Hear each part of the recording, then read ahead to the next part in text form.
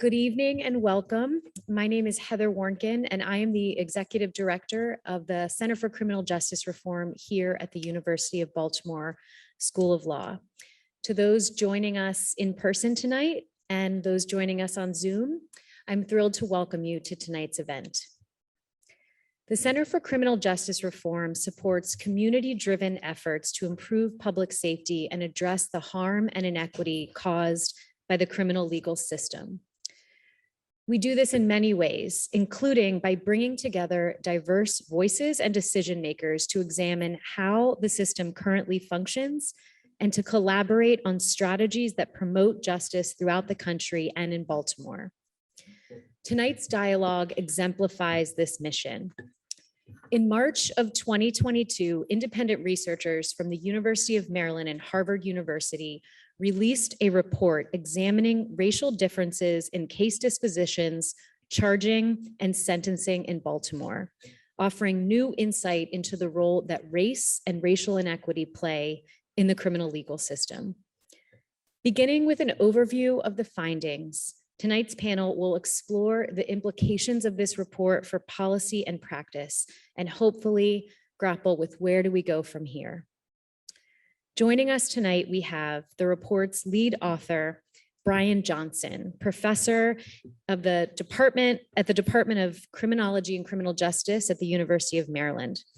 Professor Johnson's areas of expertise include social inequality in the justice system, with a particular focus on disparities in prosecution and sentencing. Next, we have Marilyn Mosby, state's attorney for Baltimore City. Since her swearing in January of 2015 as the 25th state's attorney, Ms. Mosby has overseen an office of over 200 attorneys prosecuting over 40,000 cases in Baltimore City each year. Next, we have Natasha Dartique, active district defender for Baltimore City.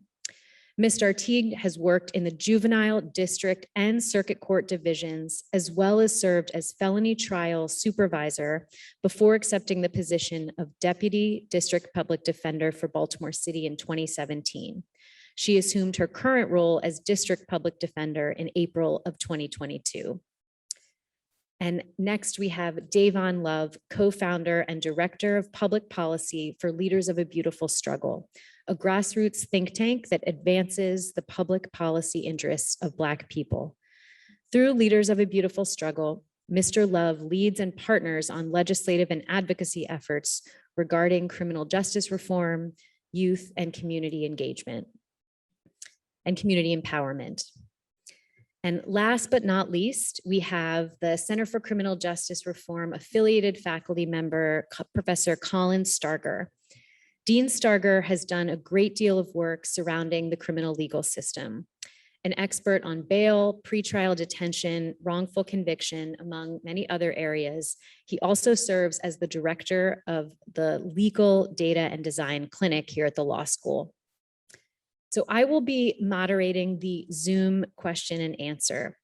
And I want everyone to know we will devote the last portion of tonight's discussion to questions and comments from both our in-person and online audiences, which guests should feel free to begin posing in advance and throughout the event.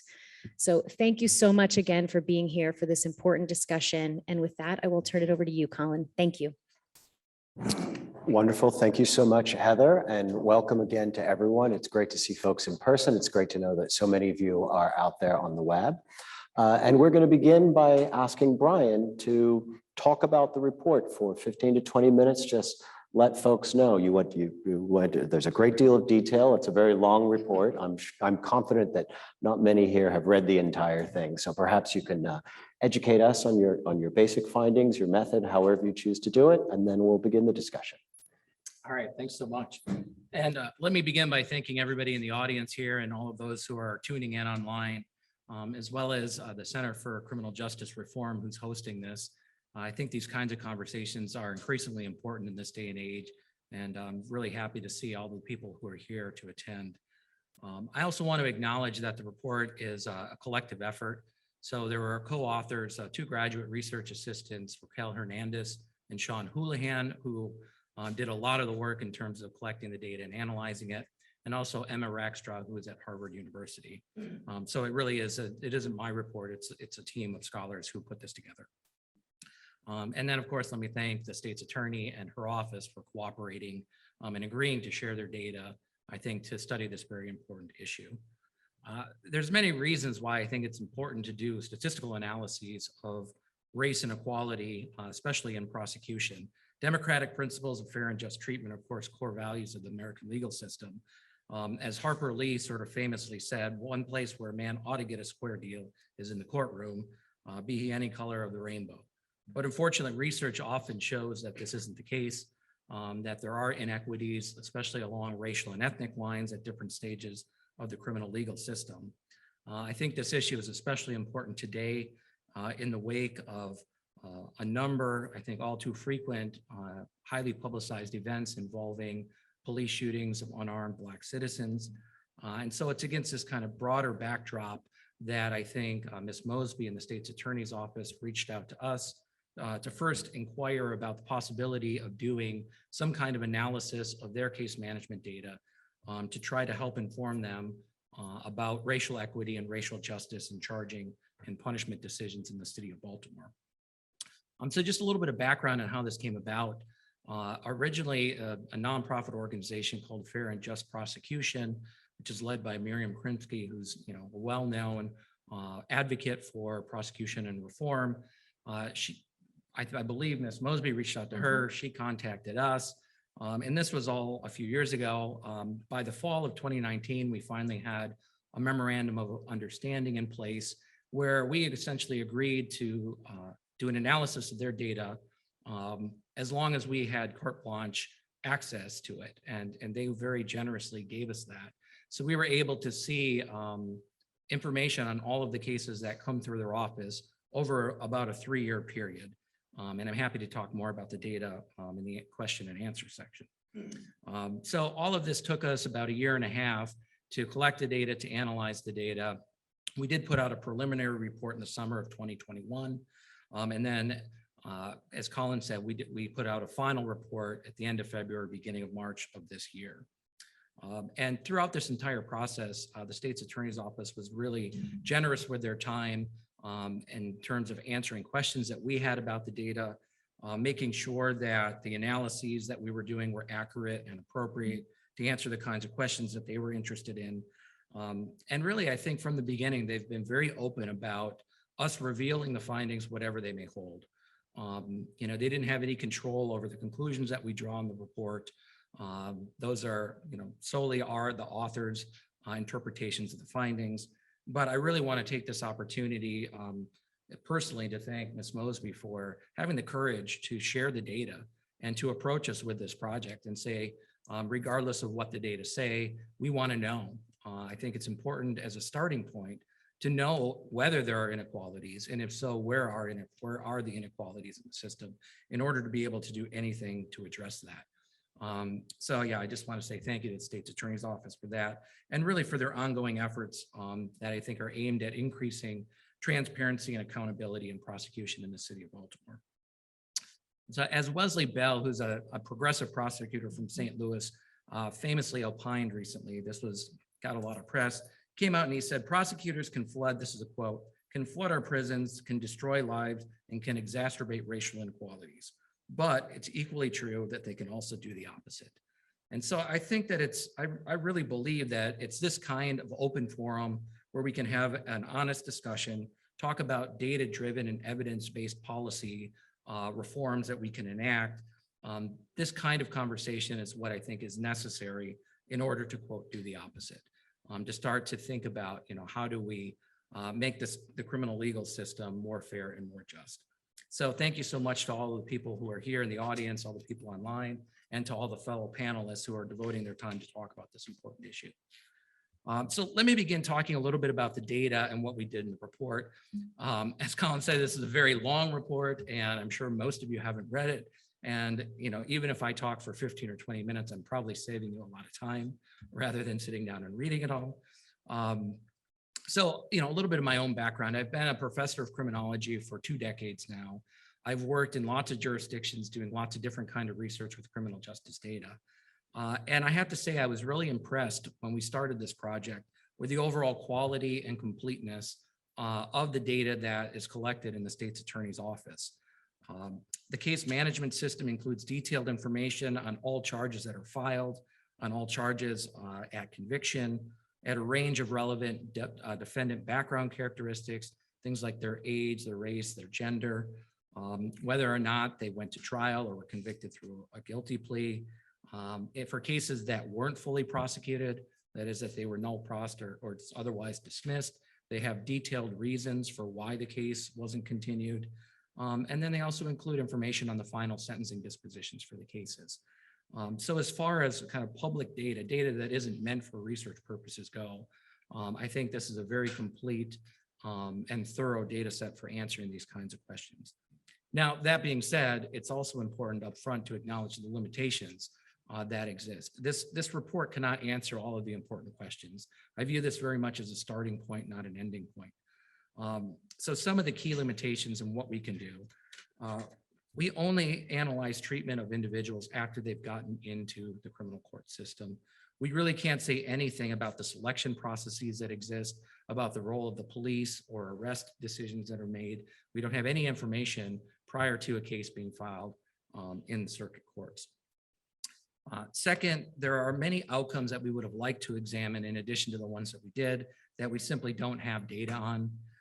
Most of these are outside the direct purview of the state's attorney's office, but prior criminal justice research suggests they're still important. Primary among these are bail and pretrial detention status, whether or not a defendant was bonded out, whether they were detained. That can influence the way that they're treated subsequently throughout the criminal process. We have very limited data on things like diversion programs in the case management system, things like defendants who are processed through drug court or mental health court. We're not going to have detailed information on those people, and other kinds of details about legal characteristics of the case, like whether or not mandatory minimums were used to try to convince a defendant to plead guilty. So those are some of sort of the legal case characteristics we don't have. We also are limited only to the official data. So we have information on whether or not it was a gun crime, but we don't know details about the type of weapon that was used. We have very limited information about victim characteristics, including level of victim injury in a case, detailed information about defendant characteristics, like whether they were under supervision, probation, or parole at the time of the offense, whether they were affiliated with a gang, or whether they were remorseful or cooperative as part of the plea process, are the kinds of details that we don't observe in the official data. So that's important to keep in mind as we talk about the findings from this report. We can look at average aggregate differences across defendants, across the process, but we don't have all of the necessary details. We also have limited information on the decision makers themselves. We know who the state's attorney was that the case was assigned to, but we don't have data on how long they've been a state's attorney, how much experience they have, their race, gender, or other background characteristics. And finally, maybe two of the most important limitations are that we only examine cases processed through the circuit court, the Baltimore City Circuit Court. And we focused on this for a few reasons. One, the circuit court handles the most serious cases. This is going to include, cases of serious violence, most felony cases, and serious misdemeanors. But it doesn't include, probably the more common offenses that end up in district courts. So from this report, we really can't say anything about all of those other cases that aren't handled in the circuit courts. We also don't have information on juvenile courts. As I said, we don't have information on drug courts or mental health courts or those kinds of other ways that defendants can be processed through the system. And because this research process takes some time, the data that we are using in this report now, they span 2017 to 2019, but of course we're in 2022. And that's the nature of research. It takes some time to do this, but keep in mind that any of the findings that we discuss are really a few years old now and probably need to be updated with more recent data. So that as an introduction, I would say a cautionary introduction, let me shift to the findings of the report. And as I said, I'm not going to be able to cover all of this, but I will try to hit the high points for you. I think despite the limitations that I just outlined, We still believe that the report is very valuable in terms of the findings that it provides. We look at essentially 3 different stages of case processing. We look at overall case dispositions. Is a case fully prosecuted? Is it dismissed, or is it handled in some other way? We look at charging decisions, especially the severity of initial charges, how charges are reduced through the plea process, and what the final charges are. And we look at sentencing outcomes in terms of what are the final punishments meted out in cases that ended in conviction. So let me begin with some of the findings surrounding case disposition outcomes. When we just look at the overall case flow in the Baltimore City Circuit Court, one thing that stands out is that Black defendants are clearly overrepresented. This is particularly true when we look at their population in the city. About 88% of all defendants who come through the Baltimore City Circuit Court, at least during our period of study, were African American.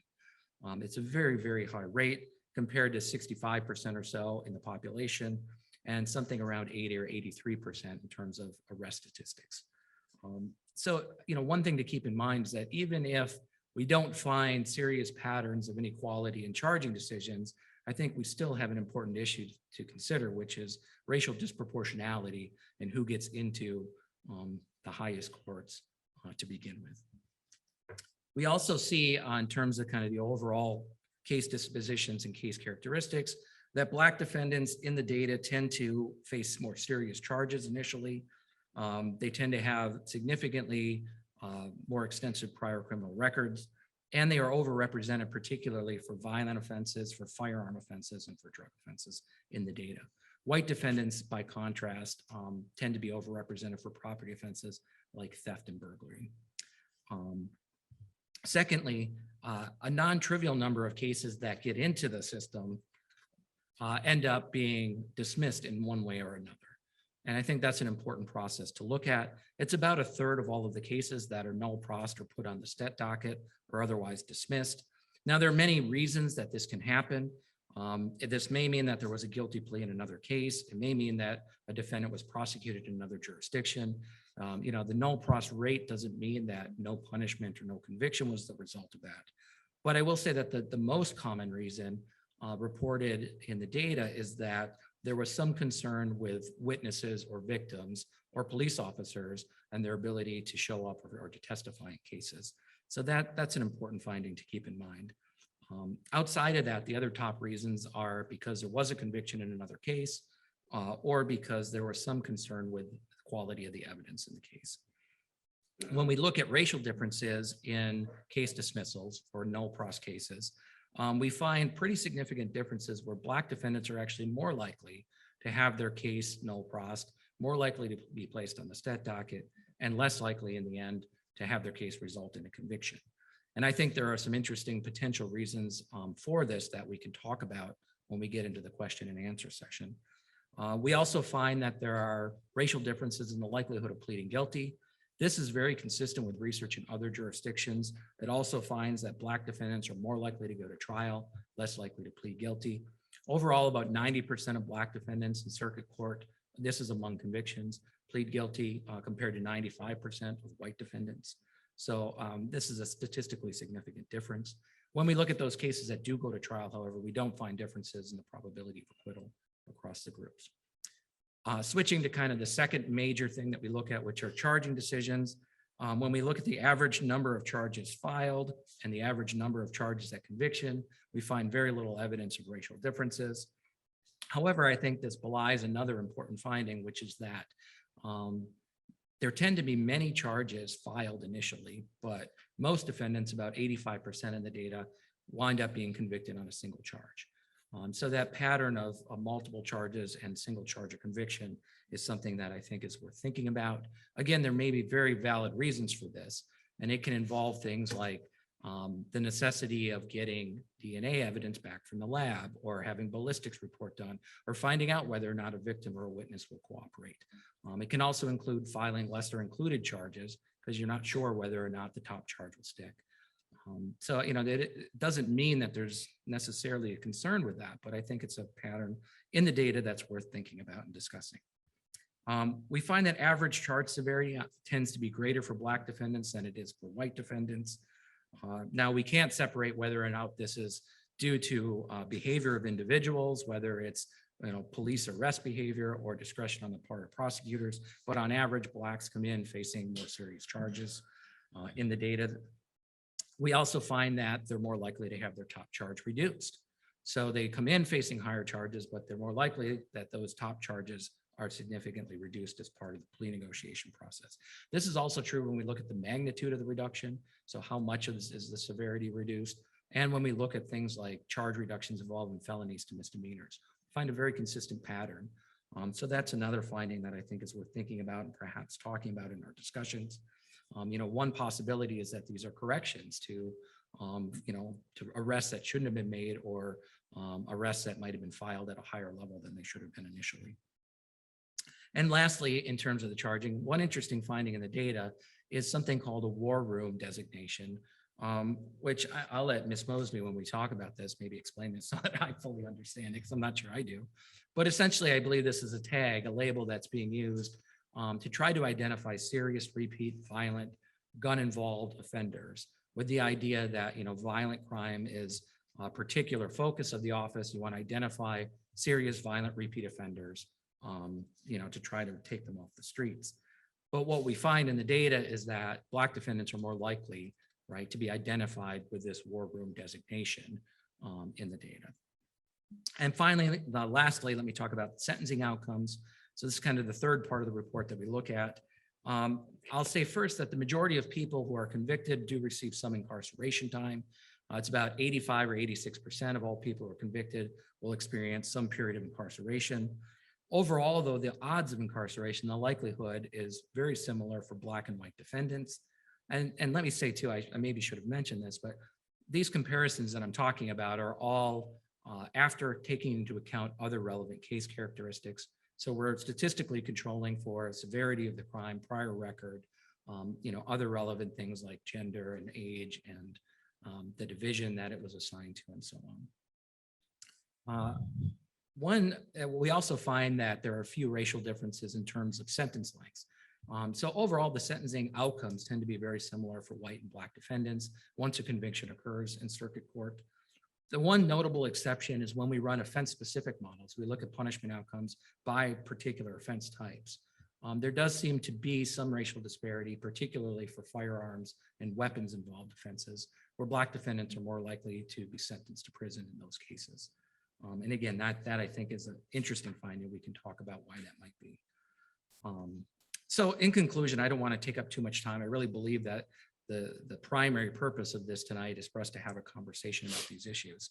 I'll just summarize briefly. The report finds that Black defendants are overrepresented in circuit court cases, that even after accounting for important case characteristics like offense severity and prior criminal history, for most case outcomes, we find relatively small or non-significant differences across racial groups in terms of their charging decisions and their sentencing outcomes. But we do find that Black defendants are more likely to have their cases dismissed, less likely to plead guilty, and more likely to face these war room charges. So overall, I think the report suggests that race does matter for some decisions some of the time, but we don't find this overarching pattern of broader systemic inequality where Black defendants in particular are disadvantaged at every stage of the system. And so that's important to keep in mind too. And I just think that in the end, it's really important for us to keep in mind that issues of racial justice are all very multifaceted, they're complicated. Seldom do they have simple policy solutions. This is not an easy topic to talk about or to try to come up with effective solutions. But I really hope that at least some of the analysis in the report serve to provide fertile ground for a constructive and productive discussion of these important issues, and for some talk about what are policy reforms that we might be able to pursue as the state's attorney's office continues to move forward with its goals of improving fairness and justice in prosecution. So I'll stop myself there. Thank you. Thank you so much, Brian. That's an excellent, and I say this with love in my heart as a fellow academic. This is a very academic explanation of a very thorough report. And I just want to emphasize one thing before turning to the panelists for questions. And I think we're going to dive right into what you suggested is the conversation around policy. I think that'll be the first kind of question. But just for the folks in the room and the folks online, I want to emphasize that when Brian was saying that it's more likely that Blacks will be represented in the war room, for example, or more likely that certain white defendants will be overrepresented for property crimes. That more likely is a an important, statistically significant finding based on a multivariate regression analysis controlling for everything else. So in other words, there's nothing else that potentially explains that. And so that's a very important finding. It's similarly important when you find that there wasn't disparity in certain other areas. So just to emphasize that when you hear that more likely term, what that means. But I would like to open it up, and I'll open it up to all three panelists, but Ms. Mosby, we'll start with you. What do you see as the major takeaways from this report and policy changes that might be warranted or might not be warranted based on it? So first and foremost, I just want to say thank you for the invitation. I really want to thank Dean Weich from the University of Baltimore School of Law, longtime partner, has been partnering with us to break the school to prison pipeline for 7 years. So thank you. It's always great to see you.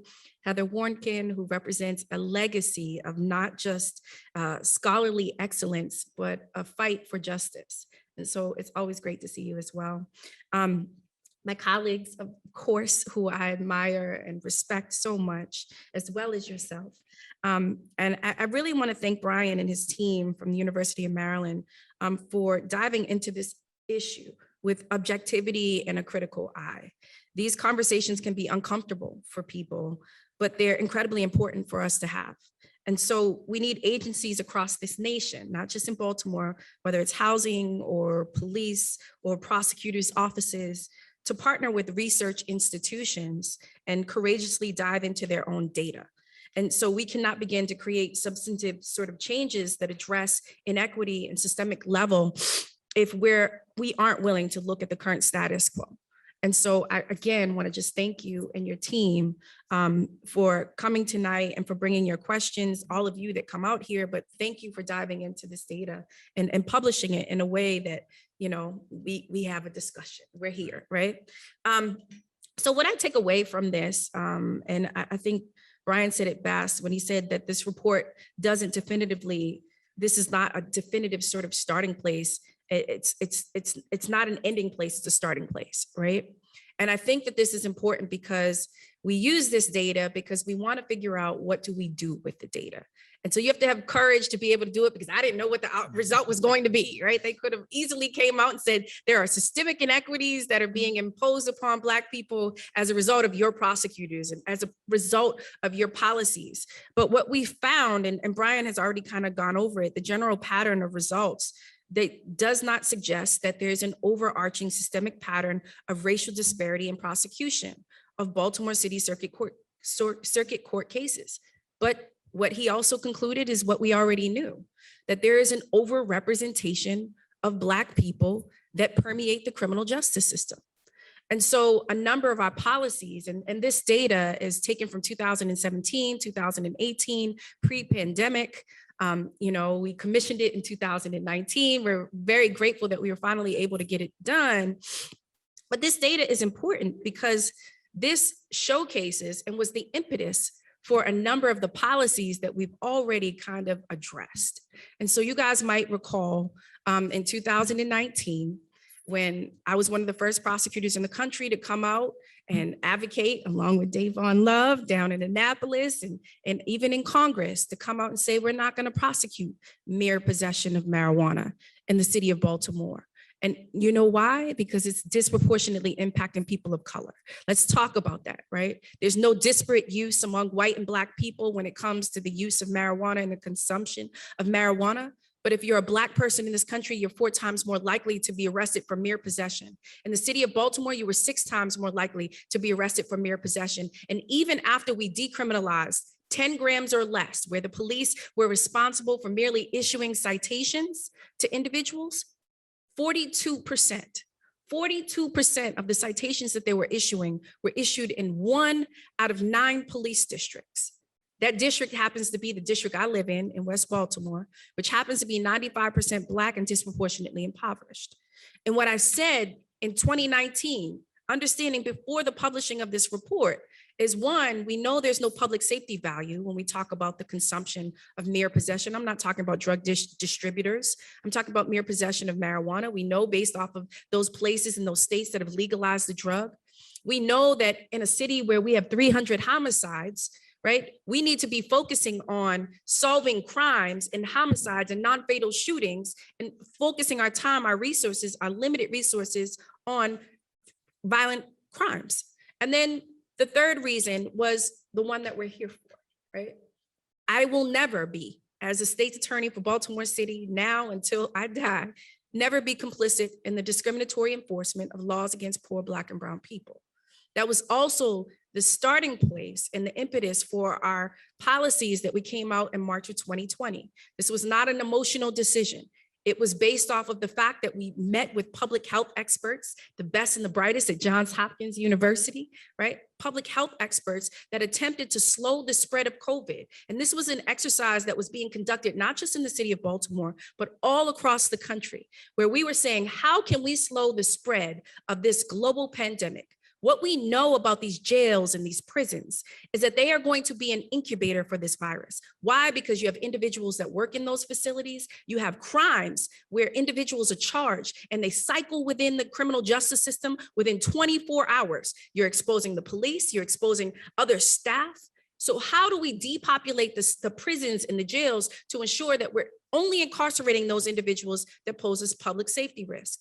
And what we did, me and my team, we sat down with those public health experts and we talked about those crimes that we believed in theory had nothing to do with public safety, right? And so we looked at it. We're talking about trespassing. We're talking about public urination. We're talking about open container. We're talking about, and get this, drug possession. Let's treat drug possession as the public health crisis that it's treated in the suburbs in the municipality of Baltimore City, and sex work, because we know that that crime is also disproportionately impacting people of color.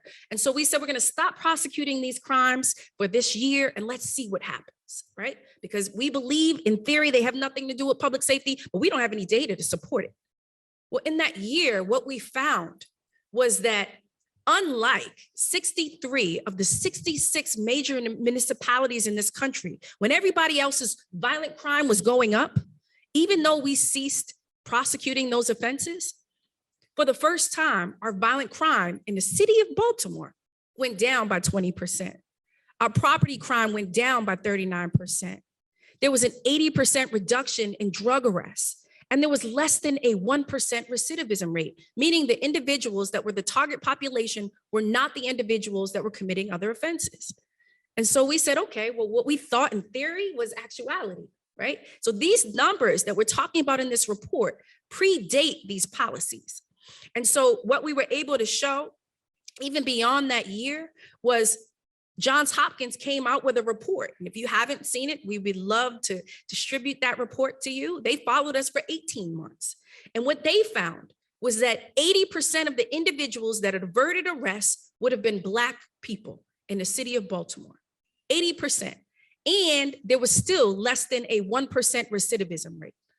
So this idea and this concept, I know that you see it all the time on the news that our city is in crisis, but the individuals that were the target population were not the individuals that were the trigger pullers. And so these are so many of the policies that we've already put into place, understanding and recognizing that racial injustice and these racial inequities exist and permeate our criminal justice system. And so I'm happy that this report has come out because it further solidifies what we already knew. Thank you. And why don't we just head down the line to Natasha and Davon. First, allow me to say good evening to everyone here today in the audience, as well as those of you at home.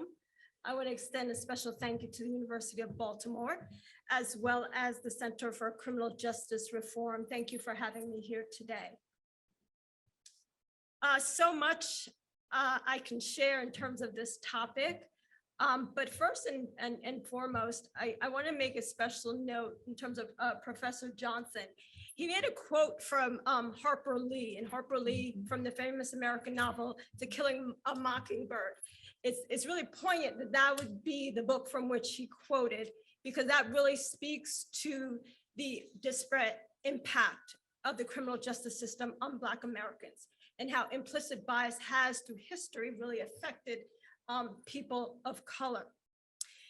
One of the main points I would really like to stress in terms of the report is that there's a significant difference between policy and practice. And although the report brings forth a great deal of data, there's a significant amount of information that is missing, especially when you just focus on the circuit court. You are essentially keeping out a great deal of information that is significant to the discussion. And race matters. When we talk about criminal justice, when we talk about the criminal legal community, race matters in terms of every single stage. So I tell us to move cautiously as we look at the results and make decisions based upon the results, how we're going to move forward. Because the reality is that how can one hand you say that African Americans, Black people are overrepresented in terms of the numbers, but yet your report then says that there's no racial disparity in terms of how they're being treated? I mean, that just doesn't seem logical to me, right? When you pull back the lens, this report was really kind of just stressing and focused on the circuit court. And when you actually pull back the lens and look at the criminal justice system, and a significant part of it starts in the community, moves through the district court where cases originate before they even get to the circuit court. And you must also speak about after they are concluded in the circuit court, what happens when individuals go to jail and their reentry into the community. All of that is significant when you talk about the disparate treatment, especially of African Americans, especially in Baltimore City. Whether or not policies as they are instituted work out in practice is really significant. And I throw out some numbers. The Department of Pretrial and Public Safety does an average daily population count. And essentially, when we're looking back to the numbers, and I'll use February 2014 as a starting point, the average daily count of Baltimore City residents was 1,245. In February of 2019, the average daily count was 1,878. In February of 2022, the average daily count was 1,914. So essentially, between 2014 and 2019, the number grew significantly to about 600. Between 2019 and 2022, in practice, the number has been negligible, right? So when we think about the practices that we institute, what do they look like day to day? And I'm speaking from the perspective of a criminal defense attorney. I worked in the public defender's office in Baltimore City for 26 years. So I can speak to how different policies actually affect the citizens and people of Baltimore City. And I can tell you by practice that race matters in every single aspect of the criminal justice system. All right. So as I said earlier, I'm Davon Love, Director of Public Policy, Leaders of a Beautiful Struggle. I want to first just thank University of Baltimore for inviting me to have this conversation. And in terms of the specific report itself, because I want to talk about some of the broader policy implications of the findings of the report, particularly as a person who spent a lot of time in doing legislative advocacy related to sentencing. So anytime there's a spike in violence, every process that is discussed in the report becomes politicized. And it's politicized in the direction where it brings up political and cultural anxieties that are rooted in notions of white supremacy and notions of inherent Black inferiority.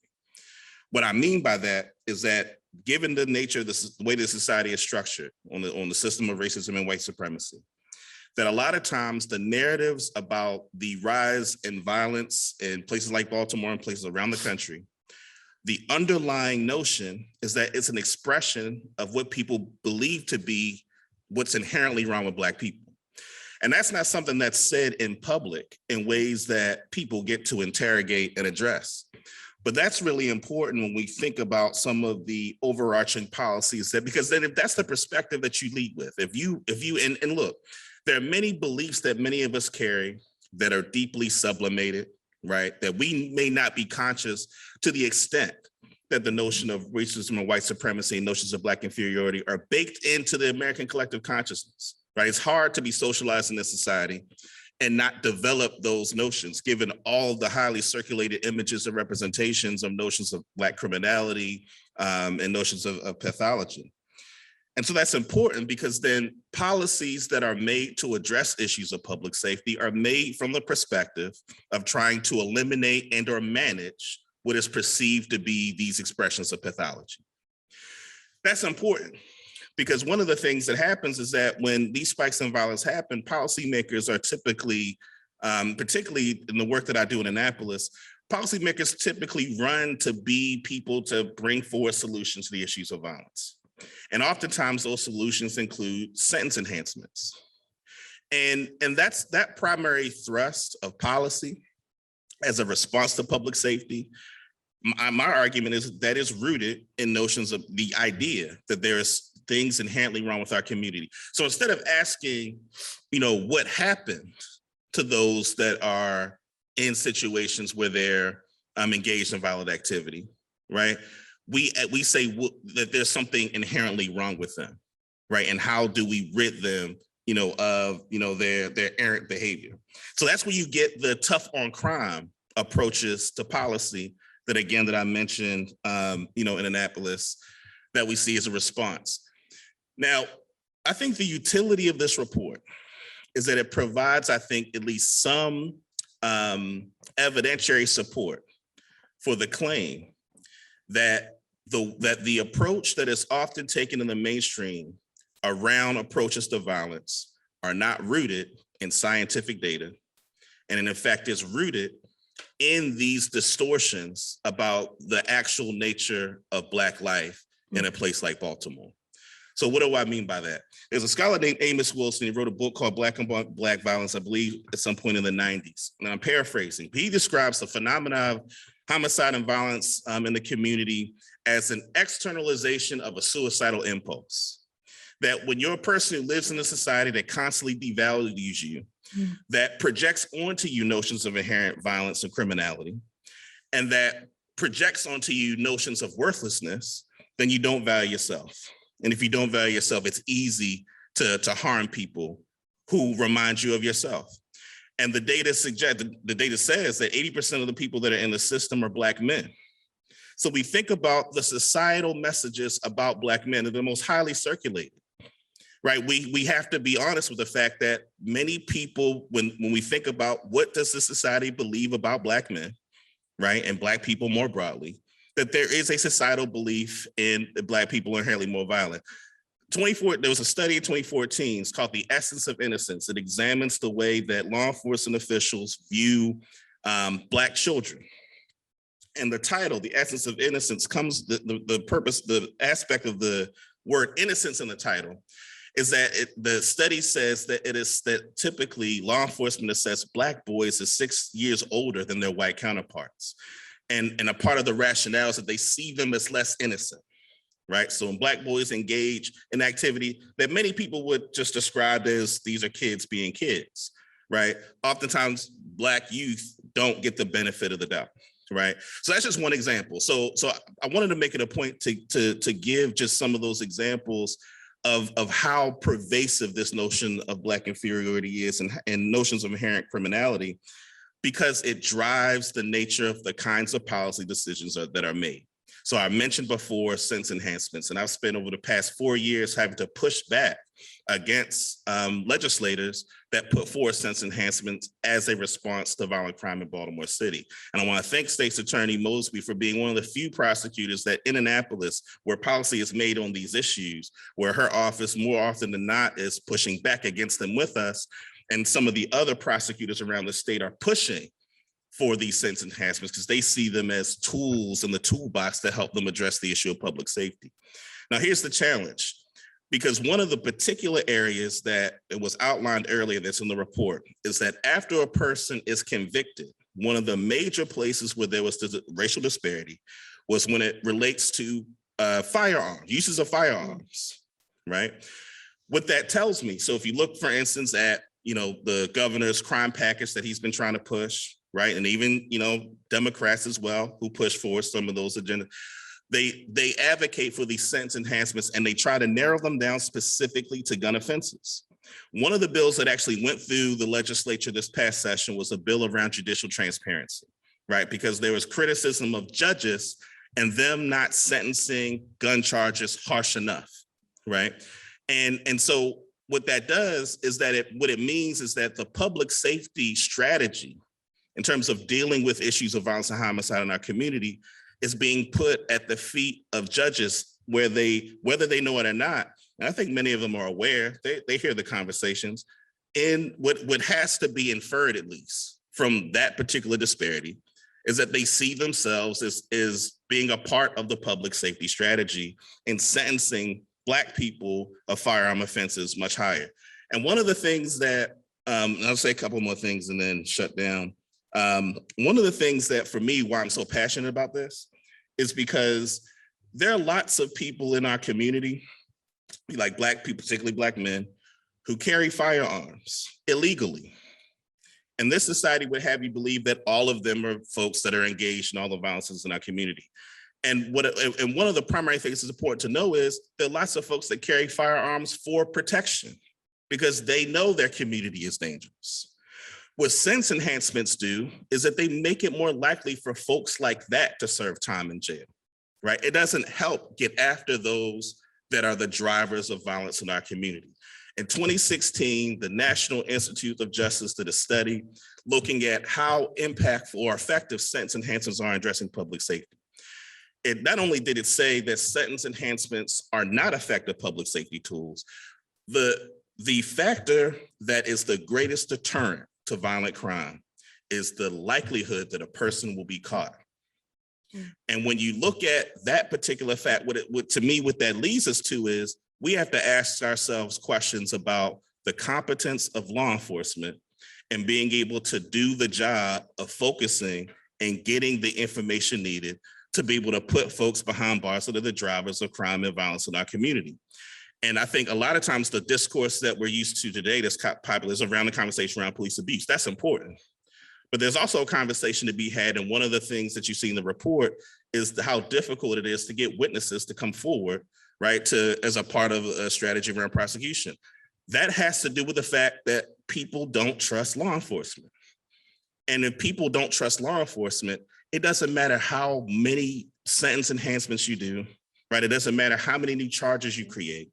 If you cannot get people in the community to be able to speak up, to put folks away that are the drivers of violence, then there is no sentence enhancement, other kinds of additional charges that will actually address the problem of public safety.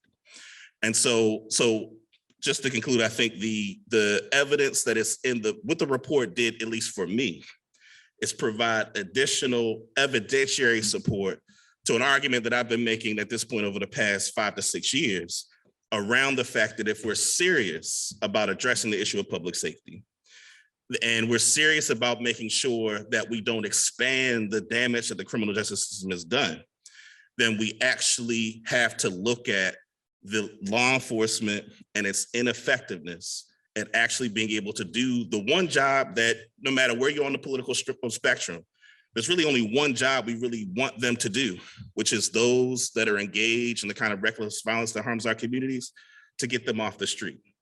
And if the sentence enhancements are workarounds. It's a statement, to me, it's a statement of the incompetences in the department. And if we're serious, that's a big part of why police accountability is important. It's something else that I've worked on. And that is our best hope at being able to, from the perspective of getting people off the streets. I think this study helps to provide the evidentiary support that we should move in the direction of enhancing sentences, but move in the direction of holding law enforcement more accountable. So I'll stop there. Thank you so much. And, it's interesting, the 3 answers from our panelists took different directions, and different directions our conversation can go. And Ms. Mosby, I think you pointed out how the policies you undertook during the pandemic around decriminalization in some ways were justified by what this report came out and concluded afterwards, which you couldn't have known about.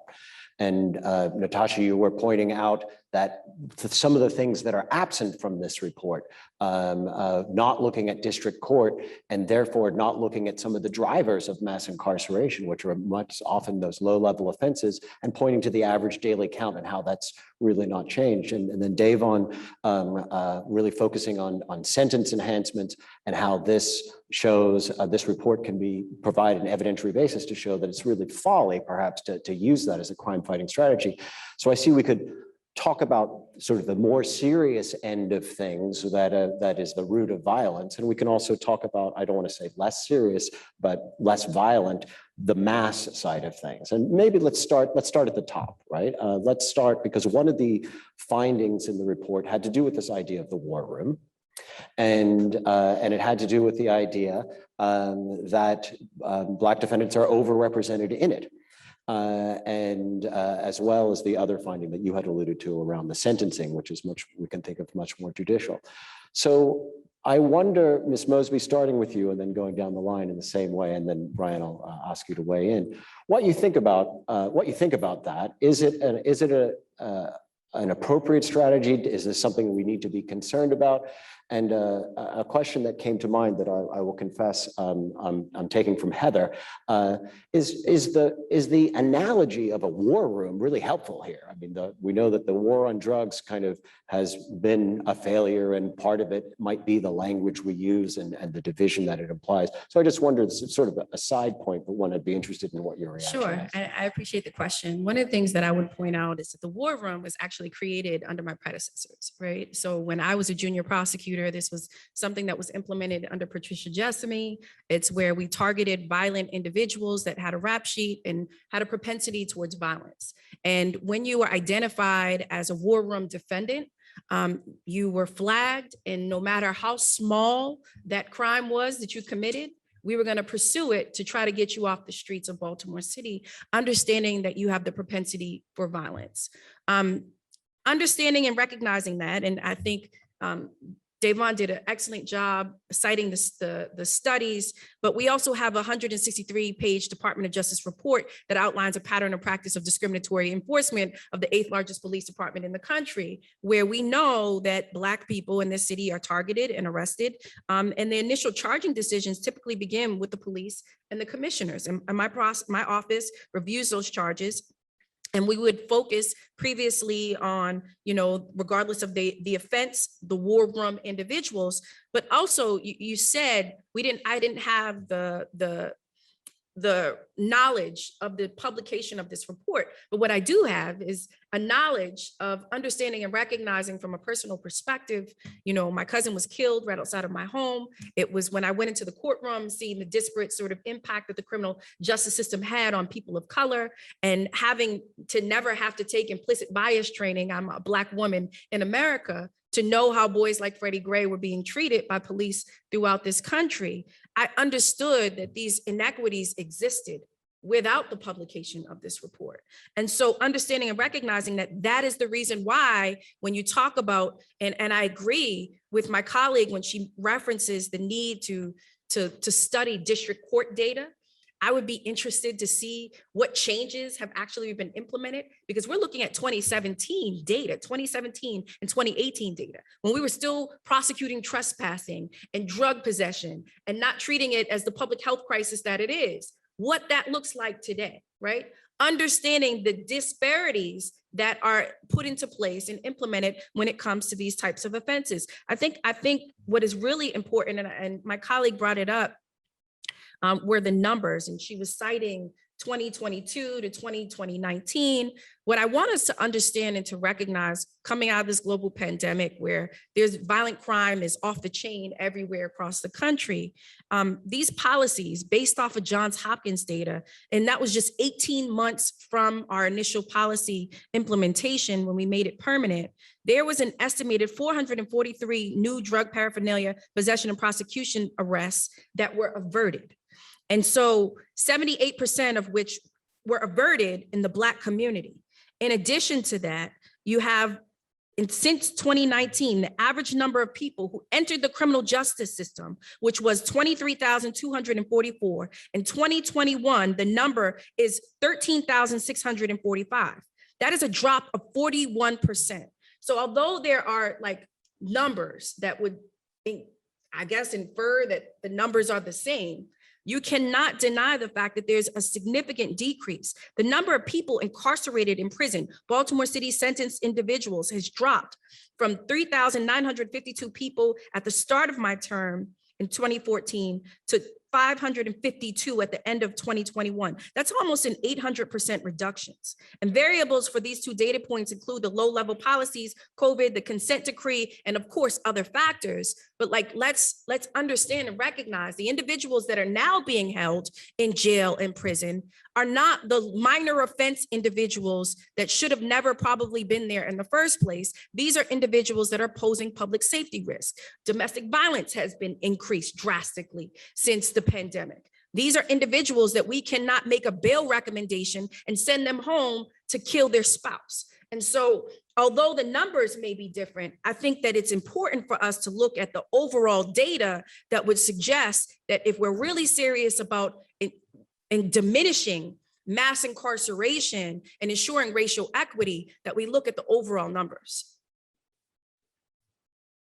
So I believe we can quibble about numbers, but we have to see how does it play out in the day-to-day when we are talking about what's happening in the courtrooms, what's happening in the streets of Baltimore.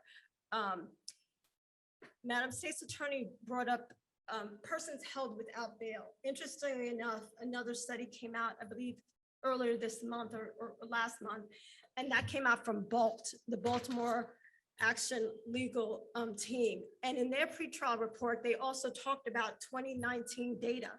And in their 2019 data, they looked in terms of individuals that were held without bail. And they determined from the 2019 data that 70% of those held without bail, their cases were ultimately dropped. And that 70% included those that were not pros or were found not guilty. That is a significant number of Baltimore citizens that are held without bail for cases in which they have not been found guilty and they are subsequently released. Those actual practices are extremely significant. I think what's important is that when we impose policies that are intended to help the community at different times, we then assess how are the actual practices playing out and make adjustments accordingly. We also speak about the war room. Quite frankly, for me, it's not really significant as to who started it, but the reality of it is that the practice continues today. And the war room is problematic because it essentially targets 5 communities in particular. And the 5 communities in particular that it targets include Sandtown, Winchester in West Baltimore, Southwest, Greater Rosemount, Clifton, Berea, and Southern Park Heights. It's really significant about those communities because according to 2019, again, this is the year that we're speaking of in terms of all these different policies, that the statistics reflect that these 5 high incarcerating communities in Baltimore City account for approximately 1 in 4 of all Baltimore City residents who are in prison. And why that's even more significant, because when you look at those communities have a significant high unemployment rate. So for individuals in those communities, the unemployment rate in 2019 was about 52%, and that's for ages 16 to 64, whereas the rest of the city, it was 39%. They have a lower median income. Their median income is approximately $26,000, whereas the rest of the city is $40,000. They have the highest rate of public assistance, as well as we speak about low education attainment, not completing high school or having only a high school diploma. These are significant numbers when we speak about what communities that we are targeting, because these really factored into as to why individuals are engaged in the criminal justice system. So when we have policies such as war room, we must also look as to how does that play out in terms of daily practices and make adjustments accordingly. May I just interject, just on a numbers perspective? Sure. I just wanted to intervene just because I know that my colleague referenced the need to understand how policies play out. And the way that we understand the way policies play out is to use data. And the data has come from independent sources, both Johns Hopkins, University of Maryland. This is not the state's attorney's data. We helped assist and facilitate it. But when you say the war room and the practice continues today, what I explained was that this was something that was implemented under my predecessors. And the way in which we utilized it was one in which we would take nonviolent offenses and go after individuals that had a propensity towards violence. That practice does not exist today. And that's a direct result of the policies that we've implemented.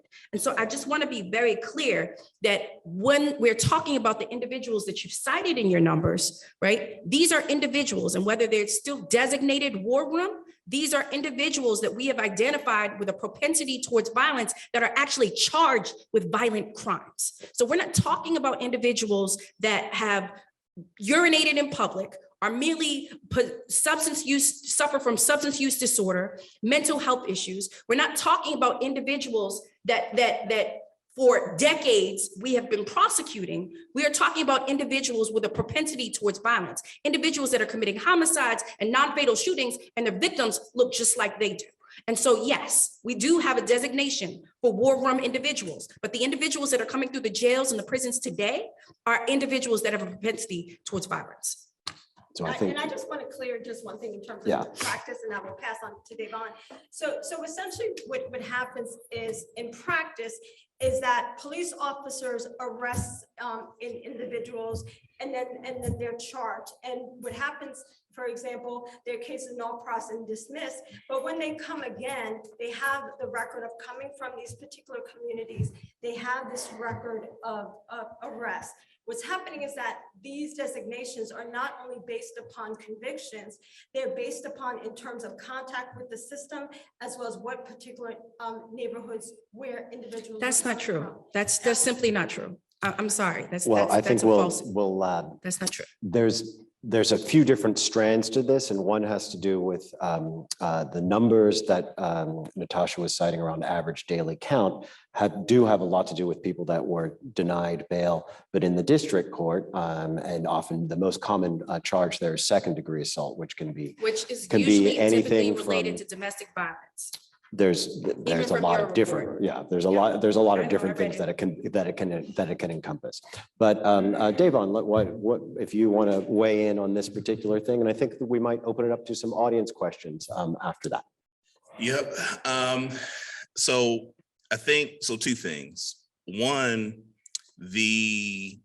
as a person who's been doing a lot of advocacy that, broadly falls into the category of criminal justice reform, one of the things that has often been a challenge during times, again, where there's spikes of violence and homicide, is that it often creates anxieties that make certain kinds of reform more difficult as a matter of policy, right?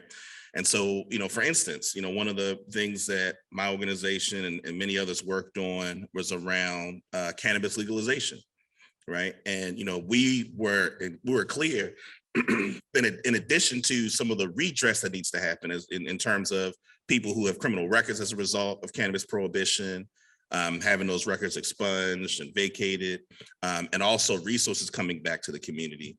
One of the things that we were actually most disappointed with as it relates to what ended up passing during the legislative session was around the maintenance of possession, criminal penalties for possession above a certain amount and possession with intent to distribute. I raise that because what that says to me is that even though the legislature, generally has embraced the commentary around criminal justice reform, there's still anxieties around the idea of not using criminal penalties as a major policy, particularly as it relates to marijuana prohibition and drug policy in general. And the reason that that's relevant to this conversation is because the question that, as I said earlier, and I think was discussed a few moments ago when we talk about the role of law enforcement. Our director of research at LBS, the brother Lawrence Grand Prix, his father was a narcotics officer for 20 years. And one of the things that he, told Lawrence was that police officers learned how to chase drugs, but didn't learn how to actually make the community safer. And when you think about the approach to public safety that law enforcement has deployed and mastered, they've mastered essentially this notion of the war on drugs as their primary strategy for public safety. And it only working from the perspective of as a practice that's continues to have salience. It only works, again, because of some of the underlying notions of inherent criminality that drive the policy and that drive the decisions that are made as a result of how certain things are charged and who gets charged. And so I think so that's the first piece. The second thing, though, that I want to say is that the reason why I think it's so important, one of the things I think this, as I said before, that this report does is that it provides some evidentiary support for things that I think for a lot of people were primarily anecdotal, right? So it's helpful for me as an advocate to be able to say that the disparities in sentencing when Black folks and white folks are convicted of gun charges, the disparities that Black people are overrepresented, that speaks to the fact that as a person who works with folks, that works with young people, works with people in the community, and you have people spending time in prison away from their families because they have their possession of a firearm, and what that does is that there's no public safety value in that person being incarcerated as a result of policies and decisions that were made based on that. And so a part of, for me, why that's so important from a perspective of policy is because those of us who are clear that we want to address the issue of violence in our community, we're clear that policies that track more people in the criminal justice system doesn't do it. But we're talking to constituencies that the data is not in front of them, right? There are people who just in the short term, there's people outside their door, people, they witness shootings or they see shootings or people in their communities are getting hurt. And unfortunately, there is not an alternative narrative that is put out there to the degree that it needs to for our communities to approach different ways to address these problems of public safety. Like the primary thing that is put in front of our communities is more sentences and more policing. And if we don't push back against that narrative, it doesn't matter like how progressive people get, right? What will continue to happen is that folks will continue to this policy. And that's why I mentioned at the beginning, that's why I mentioned the cannabis piece.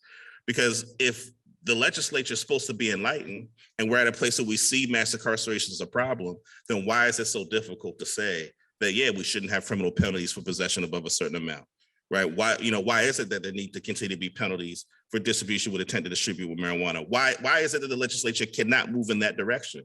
And that poses a problem to our community that I think is important to address. And again, I think many of the elements in this report provide additional ammunition against that orthodoxy that maintains itself in the legislature. Thank you. And thank you for complicating the whole question of what violence means and how we understand it, how we measure it, how we react to it. It's not an easy question. And I don't think there's any, although we've already demonstrated excellent disagreement on this panel, I don't think anybody questions the intentions of folks. And it's because these issues are hard that figuring out ways to confront them, it's not always easy, but I appreciate the anchoring everything in evidence. Heather, are there some questions from the audience or from Zoom land? Yes, we've had a number of questions come through, and anyone in the room, if you would like to ask a question, feel free to come up to the microphone on the front. But I'm going to start with one here that I think is important to address because it's requesting a clarification around the report. Could the panel please clarify that the report simply accepts the pool of defendants as it is? If 100% of the pool is Black, the report won't find racial disparity in charging decisions. Why don't you start with that, Brian? Well, okay, I wouldn't mind if Marilyn jumps in here too, just to clarify the selection process, but the short answer is yes, that we're only beginning with cases that have been filed in circuit court. And so we can't say anything about stages prior to that. And I will say that the fact that from a statistical perspective, the fact that it is so heavily African-American, 88% of defendants are Black in the data, does mean that it makes it harder to find inequalities because statistical power doesn't allow you to, when you have very small numbers for one group, makes it more difficult to detect differences in terms of statistical analysis. So that is a fair point, although I didn't say this, but we have over 13,000 cases in the data. And so it's a relatively large data set. So, it's not that we don't find any differences, we just don't find them everywhere. I mean, I would join that notion. I think relative to racial demographics, and Brian has already gone over this, Blacks are overrepresented in arrests, and they account for 63% of our city population, but 83% of the arrests and 88% of the circuit court cases. More than 80% of cases involve a Black male defendant. And it's a problem that it's almost an occupational hazard sometimes, but that level of focus makes you realize that we also have to open up the lens, as Natasha was saying before, widen the lens and think about things like employment. But I'm not going to stop the dean. It goes from to asking targeting and arrests, and I mean, it's Policing, fundamental sort of exactly. policing. I mean, that's who is in the line of sight, as Davon was eloquently stating earlier. So I'm Ron Weich, I'm the dean here at the law school, and I wanted to, first of all, thank the panelists, State's Attorney Mosby and Professor Johnson and the other panelists for an excellent discussion on this important topic. And I sort of moved towards the microphone, picking up on the question that came in through the Zoom in the discussion here. A takeaway for me from the report, as Professor Johnson describes it, is that we're not seeing sort of massive, gross disparities in prosecutorial decisions. There may be places where we see it, but if we're concerned, as I think we all are, about overrepresentation of Blacks in the criminal justice system, and State's Attorney Mosby just said this, we need to be looking at the practices of police and the arrests that are made and the strategies that are used by law enforcement. So my question is do we see yet impact from the consent decree that governs the Baltimore Police Department? That was intended to address, among other things, unconstitutional discriminatory policing. And it's been in place now for a number of years, and policies are being developed and implemented. And especially State's Attorney Mosby, you're an observer, front row observer of this process. Is there improvement? Are we seeing reforms from the consent decree in police practices that should begin to address the problem of discriminatory law enforcement? So I would say yes. I think we're at the beginning stages of that reform. I think that we have so much more to do. Davon and Natasha can talk more to that. I talked about earlier, just looking at the numbers, and I'll repeat them for you just so that you guys can put this into perspective. The number of people incarcerated in prison, Baltimore City sentenced individuals, has dropped from 33,952 people at the start of my term in 2015 to 552 at the end of 2021. That's an almost 800% reduction.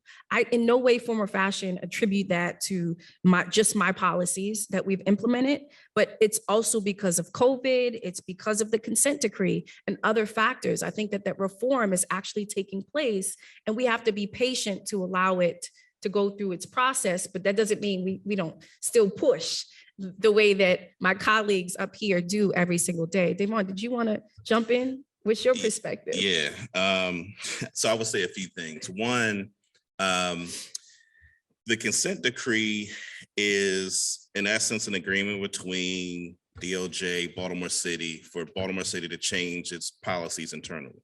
Mm-hmm. One of the things that I have argued, my organization has argued, that one of the problems with law enforcement is one of the few industries, one of the few agencies that is able to operate in a way where it's insulated from meaningful public oversight.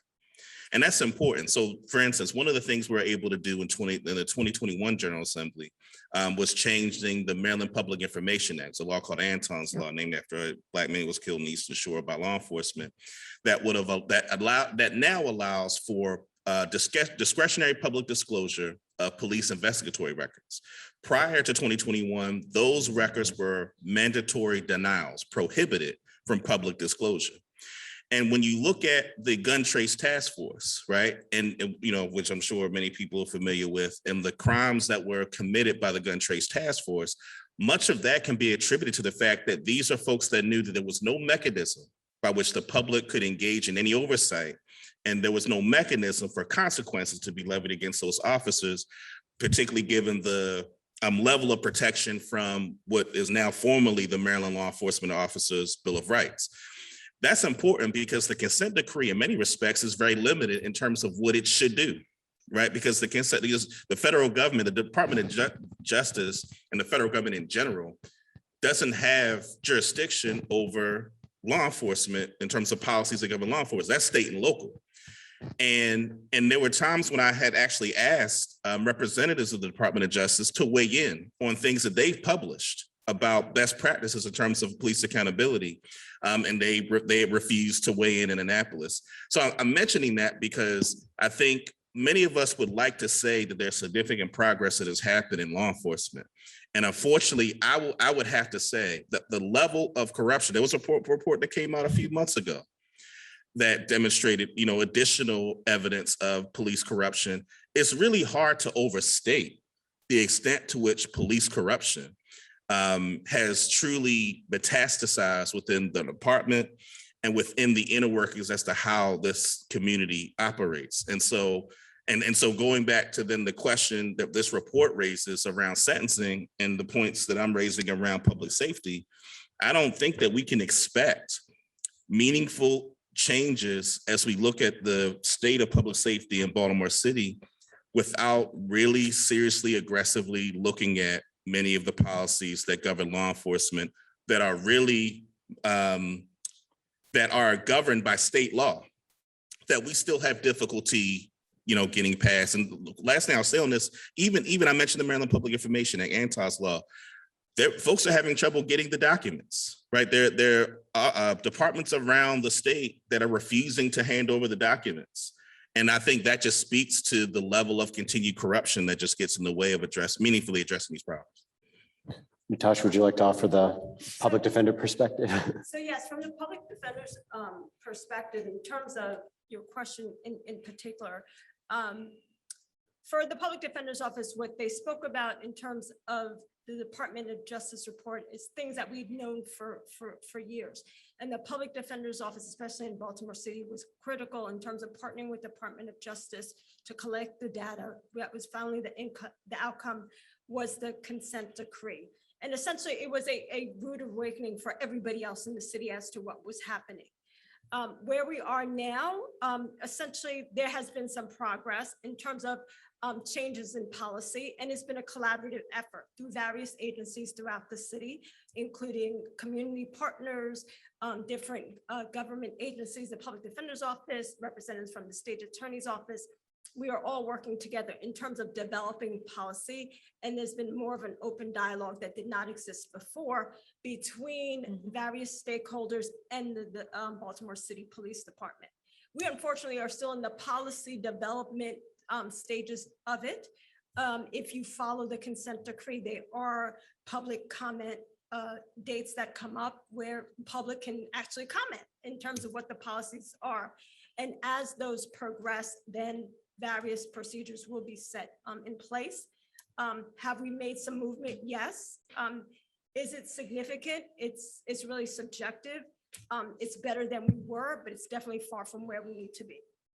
Thank you. Could you then quick follow-up for Professor Johnson? Would we expect to see the kind of empirical analysis that you provided as to prosecution with respect to the consent decree? I mean, I would love to have all of the data, I guess would be my answer to that, right? I'd love to see whether or not there have been meaningful changes in policing. We don't have that data. I know that, you know, they do publish some of the data on stops and arrests on the Open Baltimore, Open City Baltimore website. But it's not, there's not enough detail in that sort of public data, I don't think, to do a very comprehensive analysis of it. But certainly, I mean, I have graduate students I'm going to pitch this idea to. Thank you. Obviously, a lot of interest in the room and online about the role of law enforcement. And I'm going to pose two follow-ups in tandem that are especially related to the nexus of law enforcement and the state's attorney's office specifically. One is around the role that the state's attorney's office plays in deciding where police resources are used. That's a question in the chat. And then another, and this was mentioned in the report itself, around the need for more detailed information, including in the case management system around police integrity and credibility concerns. So for the whole panel, putting both of those related pieces out there. Thank you. I guess I'll answer. I guess the first question was how police resources are used. I'm the state attorney. I can't necessarily dictate how police resources are used. If you guys can recall, in 2019, I've worked with 5 police commissioners and 4 mayors in 6 years. The commissioner at the time was opposed to my policies. And he said that the police department were going to continue to make arrests for mere possession of marijuana. And there's no way for me to stop him from doing so. But what I can control is my office and my resources. And what I said was, you can continue to make those arrests and I will release individuals without charges, because that's the authority and the power that I have to be able to utilize my discretion in ways that are going to ensure racial equity. And so I don't have that power, but I can tell you that as a result, I've now worked with the 5th police commissioner. And as a direct result of our policies, there was an 80% decrease in drug arrests, right? So I think, although I don't control police resources, I think that I have the ability of controlling and ensuring equity and working with the police commissioner and whatever other mayor or whatever other Monsi or criminal justice, mayor's office of criminal justice advocate that they have to ensure equity in the criminal justice system. And there was another question though. What was the other one? Around the need for more detailed information in the case management system or otherwise to be able to track issues surrounding police integrity and credibility concerns as they relate to prosecution. I think we've been advocating for this in Annapolis. I mean, I've asked for there to be some sort of data dashboard so that we can know problematic officers, right? And unfortunately, the way that it works is, and thank goodness for Anton's law, actually supported that legislation. For a very long time, you have problematic officers with internal affairs records that we weren't able to make public, and they can go from one department to the next department within the same state. And nobody was made aware of the issues. And so, yes, I think that there is definitely a need for us to share information. This is something that I advocated for and have been advocating for since 2016. Understanding and recognizing some of the officers, even in Freddie Gray, were problematic and had internal affairs issues. These were some of the issues that we brought up then. And I can tell you my colleagues have been in Annapolis fighting for this for the past few years. For a while now. Davon, you could talk about that. Yeah, I mean, I'll just quickly add that the disclosure of disciplinary records is one of the things that I would argue Fraternal Order of Police fought most feverishly against. And so I think that just goes to show, I would argue the lack of substantial progress we've made. That's something that for the average person is as simple as those records is something that was so difficult to get through the legislature. I would just add, I mean, that's an integral part of a criminal case in terms of the police integrity. I mean, everything starts with the police. We've definitely made strides in terms of getting those personnel records.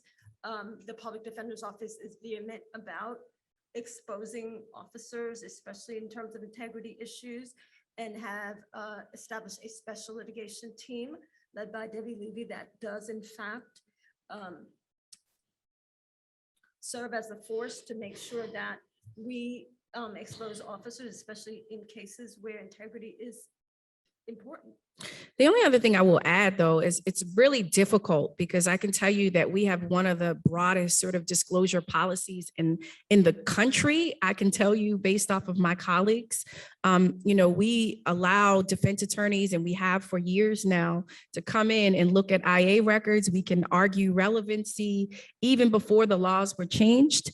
And the the backlash that you receive on both ends, like the folks that you're allowing access to that they wouldn't otherwise have, as well as the individuals that say you shouldn't be providing access at all, like the FOP, who has been highly critical of everything that has come out of my office.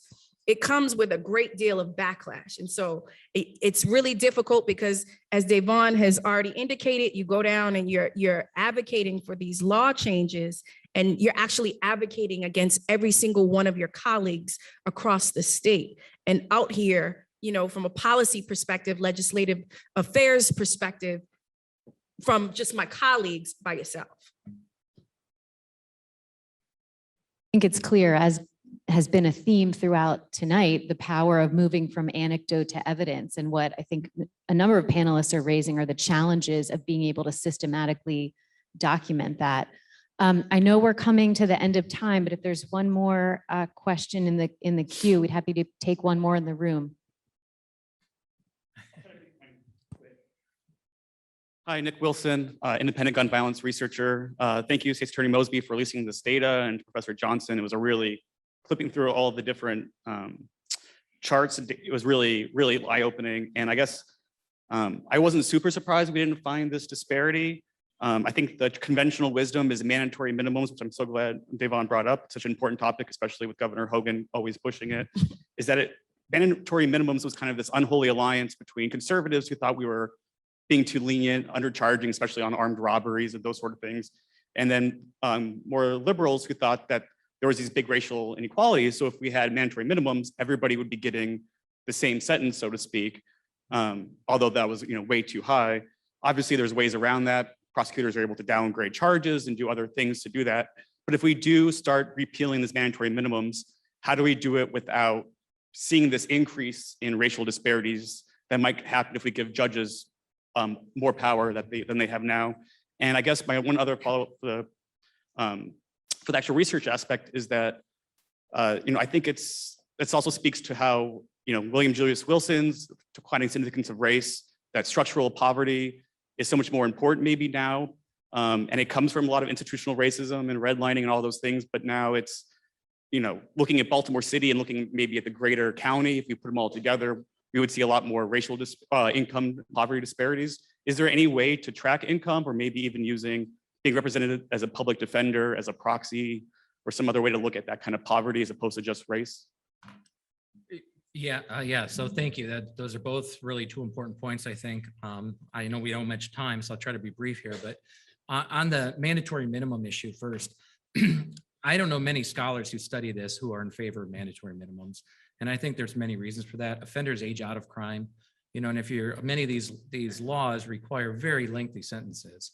When it comes to the equity issues, the studies that have been done, not by me, but by other scholars in the field, suggest that the application of the mandatory minimums is inequitable to begin with.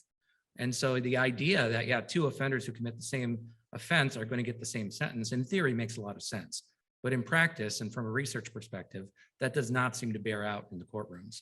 And getting back to Devon's point about the very long sentences, he's absolutely right. The certainty of the punishment matters far more than the severity of the punishment, and putting more resources into being more effective is a much better strategy in terms of crime prevention, public safety, than it is to lock people up for a really long period of time. I'm sorry. Oh, the income. Yeah. So just briefly, let me comment on the other point. I do want to raise this issue. When we were talking about the war room designation and the disparities there and arguing about it, one thing that I think is important to acknowledge is that there are racial disparities in criminal behavior, criminal involvement, and they're very closely tied to structural inequalities that exist in society. Exactly. And, we can sit up here and we can talk all we want about, particular, very specific decision points and are they fair or are they not? But at the end of the day, we need to do something on a global scale to address these fundamental inequities that exist in education, in employment opportunities and other kinds of socioeconomic conditions and things like, racial segregation. And until we do something about those broader structural inequalities, we're going to see inequities in who gets into the justice system. So I think that's really important to keep in mind. And the only thing I would add is the broader structural inequalities is something that really resonates in Baltimore City. And I talk about this statistic all the time. 28% of Baltimore's population lives in poverty. 35% of children live below poverty. The over 18,000 vacant houses, 16,000 vacant lots, the unemployment rate for young African-American men between the ages of 18 and 24, which is more than twice that of whites. Like, all of that matters, right? And so if we're not willing to address those issues, and I'm open to exploring research from a research perspective, that those structural issues and how it plays into the broader sort of inequities that we see in the criminal justice system, if we're not willing to do that, then I don't think that we're ever going to have like a real sort of understanding or basis for any of this, right? Like Natasha was talking about, like, this is important, but it misses so many other aspects that play into what it is that we've concluded. And so I think that that's incredibly important. And the only other thing I was going to add was that that's the importance of this type of research and this type of partnership with the publication of this type of data, because when that is put out there publicly, the mandatory minimums, and I'm not a proponent of mandatory minimums at all, but when it's put out there for those judges, right, that's a consideration that they make, knowing that they have discriminately imposed sentences. But without that data, without that publication, then all of this continues to be just the status quo, and we accept it. I want to say just something about the piece around income, the interplay between race and income. One of the mistakes that I think progressives make is that often there's the pivot to more investment in community, which is important. But I don't think that the phenomenon of violence in our communities are as fully explained primarily by class or income in the way that I think some people would like to think. And I mentioned in the very beginning the Amos Wilson quote, particularly around the kind of psychosocial dynamics. If you're growing up as a young Black man and you think about many of the systems, or young Black boy, you think about the systems that many of them go through. These are dehumanizing systems. And I think too often we see the police as exceptional in that regard, but many of these other systems, social service, public education, these are systems that are also oppressive, that produce many of the psychosocial dynamics that then are producers of some of the violence that because we don't want to deny that violence happens in our communities or act like, if you just give someone a job, that magically solves the problem. It helps, but there are larger psychosocial dynamics that require really culturally specific and community-based solutions that I would want to make sure that we're clear in any analysis that's done. That simply addressing, some of those issues, simply addressing poverty does not explain all of the dynamics as it relates to violence in our communities. And I would just summarize all of that by that we cannot continue to concentrate only on the symptoms without diving into what are the sources of the underlying problems. And that's where the solutions will come from. What an excellent note to end on. Thank you all. Yes, I agree. And I lament that we don't have the time to get to a number of the other important questions that have come in through the chat, but I just want to send my thanks to all the panelists and all the attendees, and I will leave it to Colin to close us out. I thought you were closing it out just now, so I'll just say thanks everyone again, online and in the room, and have a great night. Thank you.